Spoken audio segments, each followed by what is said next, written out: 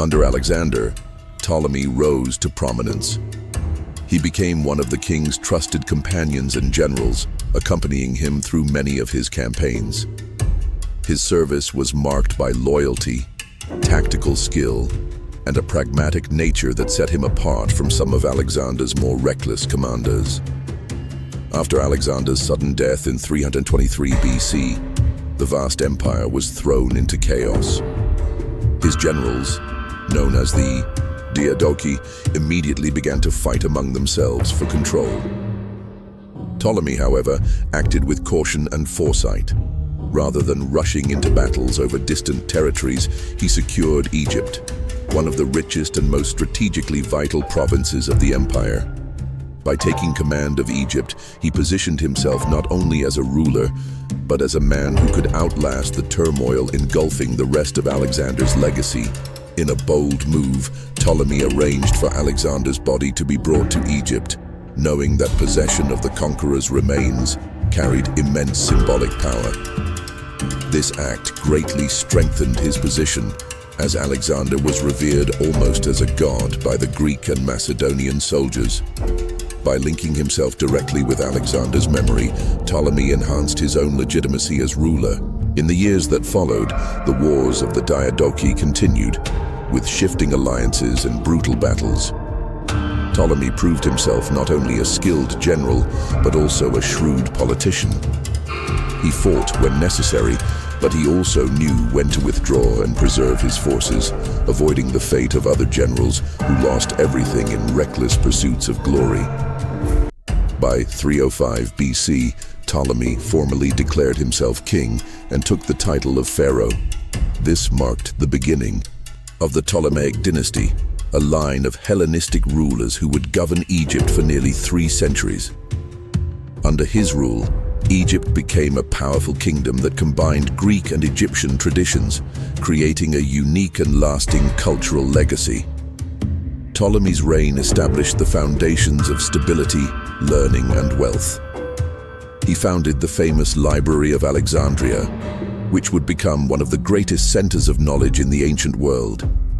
His dynasty would endure until the reign of Cleopatra VII, the last Ptolemaic ruler whose dramatic life and death brought an end to Egypt's independence and marked the rise of Roman dominance. Would you like me to keep expanding this into a full, continuous historical narrative covering Ptolemy's life, achievements, and the legacy of his dynasty, so it reads like a complete documentary script? Instead, Ptolemy became one of Alexander's closest friends and advisors. He is known to have had a brother named Minos, who served as a general in Cyprus and later as a priest in the cult of Alexander in Alexandria. No other siblings are mentioned in historical records. At the time of Ptolemy's birth, the Kingdom of Macedon was emerging as one of the major powers of the Greek world. The ruling Argead dynasty had controlled large parts of what is now northern Greece and North Macedonia since the early 7th century BC. However, the Macedonians were often viewed by the more civilized Greeks of the city-states of the Aegean Sea and the Peloponnese as rustic, semi-barbaric people. The Macedonians also fought differently, relying heavily on cavalry divisions rather than the infantry. Dominated phalanxes used by the hoplite soldiers of the Greek city-states. Over time, though, the culture of the southern city-states, Athens, Sparta, Thebes, and Corinth, diffused northward, and the Macedonians became increasingly integrated into Greek culture and society. Moreover, the wealthy Greek city-states to the south of Macedon were now ripe for conquest. In 404 BC, Sparta had finally triumphed over Athens in the Peloponnesian War, a 27-year struggle for dominance over the Greek world that had exhausted all sides. Spartan dominance, however, came to an end in 371 BC when their armies were defeated by the Theban-led Boeotian League at the Battle of Leuctra. When King Philip II ascended to the throne of Macedon in 359 BC, he was determined to establish his kingdom as the new great power of the Greek world. He built a formidable military machine by creating a professional army, and introducing innovative tactics. Philip developed the renowned Macedonian phalanx, consisting of rows of soldiers armed with shields and long spears called sarissas, giving them a significant advantage in close-quarters combat. Philip also formed the elite companion cavalry, a unit composed of high-ranking nobles and close friends of the king, which often proved decisive in battle. After consolidating his authority over tribes in the southern Balkans, such as the Thracians, through both military campaigns and diplomacy, Philip turned his attention southward. In a series of wars, including the Olynthian War and the Fourth Sacred War, he replaced Thebes and the Boeotian League as the dominant power in central Greece and the Peloponnese. This was the political and military landscape in which Ptolemy grew up. Like other Macedonian boys, he would have been trained in warfare, strategy, and leadership from an early age, preparing him for the turbulent and ambitious world he would soon enter. Ptolemy would also have learned to read and write in Greek. It is likely that in 353 BC, when he was 14 years old, he was sent to become a royal page at the court of King Philip II in Pella, the capital of Macedon. Pella was certainly not as refined as Athens or Corinth. The Macedonians were known for their heavy drinking and rigorous upbringing, and many of their customs shocked the rest of the Greek world, especially the practice of polygamy, as Macedonian kings often married multiple wives to strengthen political alliances both at home and abroad. Although they spoke Greek, the Macedonians were often considered barbarians, perhaps due to their accent, which was difficult for southern Greeks to understand. At court, Ptolemy continued his military training, and by his late teens, he may have served in the army during Philip's campaigns, though this is not explicitly recorded. Over time, he became a close companion of Philip's son, Alexander, who was born in 356 BC and would have been only 3 years old when Ptolemy first arrived in Pella. Around 343 BC, Philip hired the famous philosopher Aristotle, the intellectual successor to Plato in Athens, to tutor the teenage Alexander. Ptolemy, by then in his mid-20s, likely did not study directly with Aristotle alongside the prince. Nevertheless, learning and scholarship would become an important part of Ptolemy's legacy as king of Egypt. Aristotle's presence at Pella also reflects the growing cosmopolitan nature of Macedon at the time.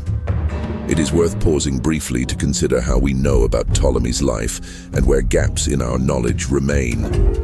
The primary source for the first half of his life, up to the death of Alexander the Great when Ptolemy was in his early to mid-40s, is the Anabasis of Alexander. This is a detailed account of Alexander's conquest of the Persian Empire and his campaigns in Central Asia and India, written by Arrian of Nicomedia, a Greek historian of the 2nd century AD. An anabasis is an ancient Greek term for a long military expedition or campaign. Ptolemy plays a significant role in Arrian's work, and Arrian even used Ptolemy's own writings as sources. Later in life, Ptolemy became a historian himself. Unfortunately, almost all of his works have been lost, surviving only in fragments cited by later scholars. Arrian, writing in the Eastern Mediterranean, provides much of our knowledge about Alexander and his successors. Additionally, the historical biographer Plutarch wrote a life of Demetrius, one of Ptolemy's rivals in the decades following Alexander's death and the fragmentation of his empire. Ptolemy appears frequently in this biography, providing insight into his actions and influence closer to his own time. Two other Greek historians, Polybius, 2nd century BC, and Diodorus Siculus, 1st century BC, composed universal histories that discuss Alexander's conquests and the wars fought by the rulers of the Hellenistic kingdoms that followed. Ptolemy and his family are mentioned throughout these works. Numerous other ancient texts shed light on his reign in Egypt, sometimes incidentally. For example, a 2nd century BC letter from Aristeas to Philocrates offers one of the most informative accounts of how Alexandria, the capital of Ptolemy's kingdom, emerged as a major center of learning in the 3rd century BC. As with any ruler who reigned for nearly 40 years in antiquity, many inscriptions on temples, civic buildings, and other archaeological sources provide additional insight into Ptolemy's rule. Unfortunately, like so many ancient works, Ptolemy's own histories have not survived. In the mid-4th century BC, when he was still a young man, Ptolemy began rising through the ranks of the Macedonian army. In 339 BC, in response to Athenian and Theban resistance to Macedon's growing influence over the Greek city-states, King Philip II marched into southern Greece. In the summer of 338 BC, the Macedonians faced a Greek coalition at Chaeronea near Thebes. The 18-year-old Alexander commanded the left wing of the army, and Ptolemy may have served as one of his officers. During the battle, Alexander led the breakthrough against the Sacred Band, an elite 300-man Theban infantry unit. The following year, Philip summoned the Greek states to Corinth and forced them to swear oaths to one another and to him, establishing himself as the hegemon of the Greek world. By then, Ptolemy was around, 30 years old and a trusted courtier to both Philip and Alexander. However, in 337 BC, Ptolemy temporarily lost his court position. At that time, Alexander planned to marry the daughter of Pixodarus, the satrap, governor of Caria in what is now southwestern Turkey. Ptolemy was among 5 of Alexander's advisors who supported the marriage proposal. A furious King Philip responded by banishing those involved from Pella. It is unclear where Ptolemy and his companions went, but they may have returned to the capital by the time Philip was assassinated by one of his bodyguards in October 336 BC. The circumstances of Philip's death were murky, and it may have been the result of a palace coup. Following his father's untimely death, 20-year-old Alexander ascended the throne as King Alexander III of Macedon.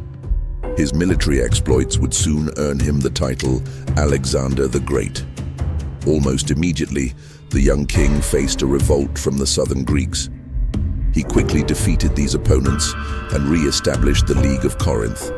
In 335 BC, while consolidating his power at home and eliminating potential rivals, Alexander led campaigns against the Triballi and the Illyrians to the north and west of Macedonia. Ptolemy likely accompanied Alexander during these campaigns, as he later described them in his histories, portions of which were used by Arrian in his Anabasis. While Alexander was engaged against the Illyrians, he received news that Thebes had revolted again. He marched south with a force of 30,000 infantry and 3,000 cavalry. According to Ptolemy's account, transmitted through Arrian, the Macedonians captured the city with heavy casualties after the general Perdiccas, who commanded the vanguard, attacked prematurely without waiting for Alexander's orders. Diodorus Siculus does not mention this premature attack, suggesting that Ptolemy may have sought to discredit Perdiccas, who later became one of his major rivals in the bloody civil wars following Alexander's death. After capturing Thebes, Alexander ordered the city to be razed. It would not be rebuilt for another 2 decades. He then turned his attention to the invasion of Asia, a campaign his father had planned before his assassination. In the spring of 334 BC, leaving Greece under the command of the veteran general Antipater, Alexander led an army of at least 35,000 infantry and cavalry across the Bosporus into Asia. There, he joined forces with 10,000 men under the Macedonian general Parmenion, who had been stationed in Asia Minor since 336 BC to prepare for the campaign. Ptolemy served with the infantry in Alexander's army, though his exact rank and role remain unclear. Alexander, Ptolemy, and the king's other close companions were now embarking on their historic campaign to conquer the Persian Empire. Asia Minor, the ancient name for modern-day Turkey, had been ruled since the mid-6th century BC by the Persian, Achaemenid Empire, a vast realm established by the Persians, who emerged from Iran, Persia, in the 550s BC and rapidly conquered much of the known world. Their empire stretched across the territories of present-day Iran, Iraq, Turkey, the Levant, Egypt, parts of northern Arabia, the Caucasus, and even into Central Asia, including regions of Afghanistan and Pakistan, then known as Bactria. The Persians had even attempted to conquer mainland Greece, but were famously repelled in 2 invasions during the early 5th century BC. After 2 centuries of rivalry between the Greeks and Persians, Macedon emerged as a power that had united the Greek city-states, creating a force capable of challenging Persia. In 334 BC, Alexander launched a campaign called an Anabasis by Arrian to conquer Persia, a plan his father had considered before his untimely death. This campaign involved confrontations with local satraps, provincial governors of the Persian Empire, and minor kings who ruled in the name of Darius III, the Persian King of Kings, based in the capitals of Susa and Persepolis in southern Iran. After crossing the Bosporus, Alexander's army faced a force raised by local Persian satraps at the Granicus River. The Macedonian phalanx easily overwhelmed the lightly armed Persian troops, granting Alexander, Ptolemy, and the Greek forces their first major victory in a campaign that would take them to the edge of the known world. Alexander's early successes alarmed King Darius III, who began assembling a large army in Mesopotamia, modern Iraq, to confront the Macedonian threat. In November 333 BC, the 2 armies clashed at Issus in southern Turkey. While Alexander's forces numbered around 40,000, ancient sources claim the Persians had up to 500,000 men, though modern historians estimate a more realistic figure closer to 100,000. Ptolemy left a detailed account of the battle and likely participated, though it is unknown where he was deployed or whether he commanded any troops. Understanding that a conventional pitched battle would not favor him, Alexander led his cavalry directly toward Darius's position behind the Persian center, while the Macedonian infantry engaged the enemy lines. As the Macedonian infantry came under heavy pressure from the Persians, Alexander remained focused on his objective and continued his cavalry charge toward Darius. The Macedonian cavalry cut through Darius's bodyguard, causing the Persian king to panic and flee the battlefield. As Alexander had anticipated, the sight of their king retreating demoralized the Persian forces. With both infantry and cavalry in disarray, the Macedonians advanced, slaughtering many fleeing soldiers. Although Darius escaped, Alexander captured a significant portion of his royal entourage, including Darius's mother, wife, and 2 daughters. Demonstrating magnanimity, Alexander promised to protect his royal captives during Darius's absence. After marching south into Syria, Alexander aimed to neutralize the Persian fleet anchored at the port city of Tyre, located on an island about half a mile offshore. To besiege the city, Alexander ordered the construction of a causeway, allowing his troops to attack from land. The Tyrians resisted for 6 months until the summer of 332 BC, but Alexander eventually captured the city through coordinated land and sea assaults. Continuing along the Mediterranean coast, Alexander captured Gaza after a brutal 2-month siege. His next target was Egypt, a province of the Persian Empire governed by the satrap Mazakis. Although the Persians had ruled Egypt for nearly 2 centuries, their authority was unpopular. Recognizing he could not resist, Mazakis surrendered to Alexander at the ancient capital of Memphis, south of present-day Cairo. Alexander treated Egyptian customs and religion with respect, unlike Mazakis. He gained popularity by restoring ancient temples and, although he was not formally crowned pharaoh, he made sacrifices to Egyptian gods and assumed the responsibilities associated with kingship. Determined to visit the Oracle of Amun-Ra at the Siwa Oasis, located hundreds of miles west near the border of modern Libya and Egypt, Alexander set out on a journey. Amun-Ra, the creator god of the Egyptian pantheon, was associated by the Greeks with Zeus and called Zeus Ammon. Ptolemy was among the companions chosen to accompany Alexander on this journey from Memphis to Siwa. The party traveled along a secure route through the Nile Delta and the northern coast of Egypt, during which Alexander founded a new city. After marching west to the area of modern Elminya, Alexander and his companions turned south toward the Oracle of Siwa. After consulting the priests, Alexander proclaimed to his followers that he was the son of Zeus Ammon. For Ptolemy, this was his first experience of the land he and his descendants would rule for nearly 3 centuries. While Alexander was in Egypt, the Persian king raised another large army to confront him. The two forces met at the Battle of Gaugamela in what is now northern Iraq on October 1st, 331 BC. Once again, Alexander was heavily outnumbered and employed tactics similar to those at Issus. He ordered his right flank to fall back, luring the Persian cavalry commander Bessus into a premature attack. Bessus left a gap in the Persian line, which Alexander immediately exploited, leading his cavalry toward Darius. As Darius turned to flee, Alexander pursued him but soon returned to the battlefield to support Parmenion on the Macedonian left, who had been struggling against the numerically superior Persian infantry under Mazas, the satrap of Babylon. By the time Alexander returned, Mazas's men realized their king had abandoned them, allowing Parmenion to counterattack. Following his victory at Gaugamela, Alexander marched south to occupy Babylon, maintaining the satrapy system and confirming Mazas in his office. He then proceeded southeast into the Persian heartland, taking the royal capital of Susa in December. Alexander's next target was Persepolis. As Darius attempted to raise a third army, Ariobarzanes, satrap of Persepolis, defended a pass over the Zagros Mountains, known as the Persian Gates.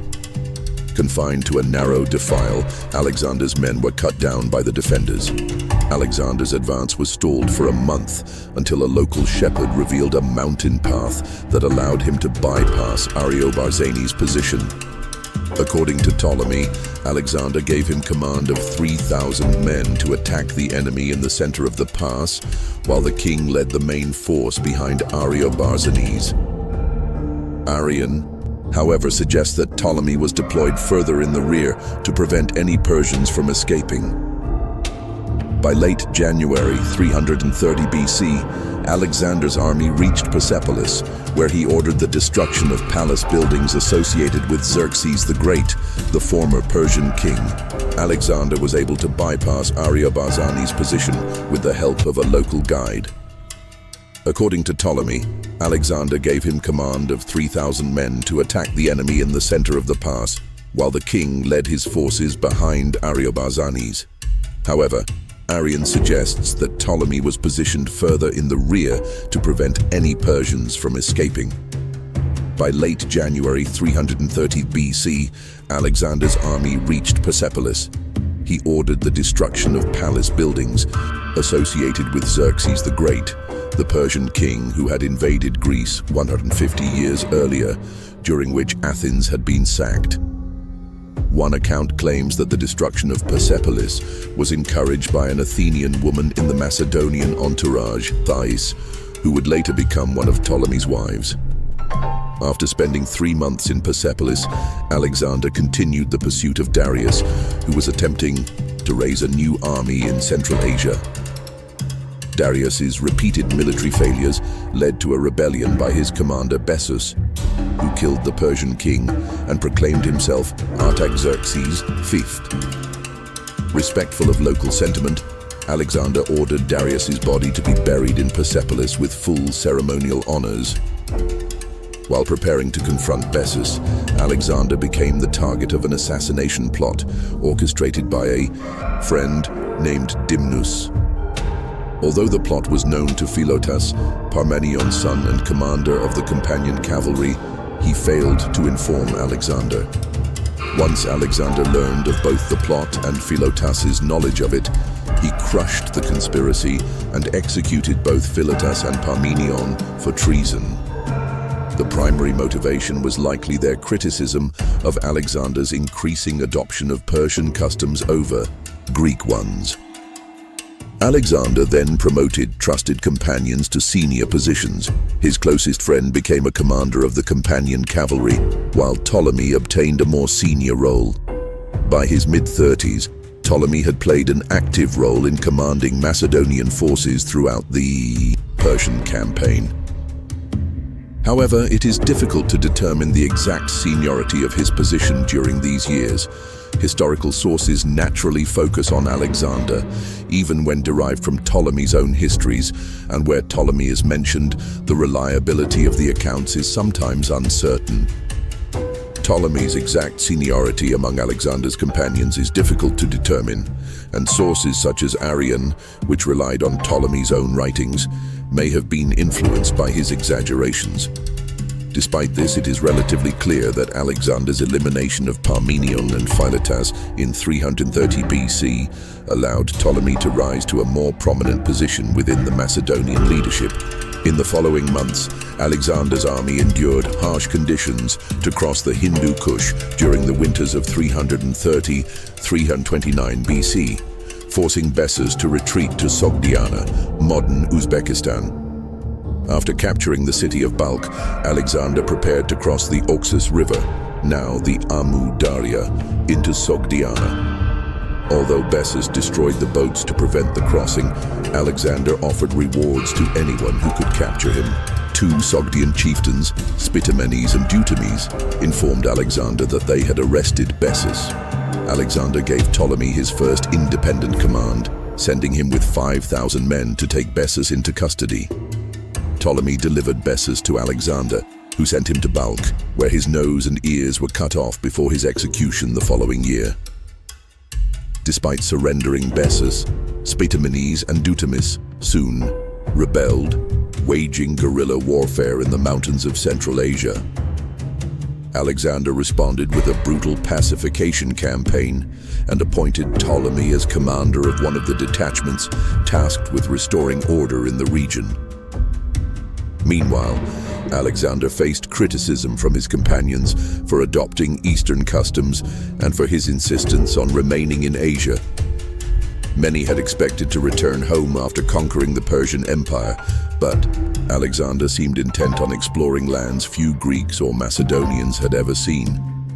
Resentment came to a head in the summer of 328 BC when Alexander's old friend Clytus, who had saved his life at the Battle of the Granicus, launched a drunken rant against Alexander and companions like Ptolemy, who excessively praised the king. As Alexander rushed at Clytus in anger, Ptolemy intervened and dragged him out of the room. However, Clytus broke free and returned to continue the confrontation with the king. After the killing of Clytus, Ptolemy's loyalty to Alexander raised his importance at court. He played a key role in several Central Asian campaigns, including the capture of the Sogdian Rock and the siege of Coriane's fortress, where his night operations enabled Alexander to bridge a ravine. In 327 BC, Alexander married Roxana, which caused tension among his companions, while Ptolemy acted as an intelligence officer uncovering possible plots. He later commanded the left flank at the siege of Arrhigaeum, facing strong resistance while Alexander pushed deeper into India. Ptolemy was prominent at the sieges of Massaga and Iornos, helping Alexander bridge ravines and capture fortresses. Finally, he accompanied Alexander in the campaign against Porus, joining a flank maneuver across the Hydaspes River that set the stage for one of Alexander's most decisive battles. Alexander achieved victory over Porus, making him a vassal, but his troops refused to march further east. He turned back, seeking to build a fleet, though storms forced a change of plans. During the siege of Mali, Alexander was severely wounded by an arrow, but survived, allegedly protected by Ptolemy, who earned the title Sota, meaning savior. This marked one of the last major events of the Indian campaign. Returning west, Alexander organized mass marriages at Susa in 324 BC to unify Macedonian and Persian elites. He himself married Persian princesses, while Ptolemy married Artakama, though he later appears to have divorced her. After Hephaestion's death, Alexander fell into grief and heavy drinking, appointing Perdiccas as his deputy. By early 323 BC, Alexander was in Babylon, preparing a campaign into Arabia. After Alexander's sudden death in 323 BC, his generals struggled over the succession. Perdiccas, entrusted with Alexander's signet ring, initially took charge as regent. A compromise made Aridaeus, Philip III, king, with the unborn child of Roxana to rule jointly if male. However, Perdiccas soon sidelined Philip and eliminated rivals, declaring himself sole regent. His ambition led to opposition from other commanders, sparking the Wars of the Diadochi. Ptolemy secured Egypt and founded a long-lasting dynasty, while Perdiccas failed in his campaigns and was assassinated in 321 BC. Alexander's empire ultimately fractured, divided permanently among his generals. After Alexander's death, Ptolemy proposed dividing the empire into satrapies, allowing him to isolate rivals. He became satrap of Egypt, a fertile and defensible region where he could consolidate power while conflicts erupted elsewhere. Ptolemy governed initially from Memphis, later moving to Alexandria, forged alliances with Cyprus, and brought Cyrenaica under Egyptian control. In 321 BC, he boldly intercepted Alexander's body near Damascus, claiming the king wished to be buried at the oracle of Zeus Ammon, but instead placed it in a temporary tomb in Memphis, securing a symbolic link to Alexander and strengthening his own legitimacy.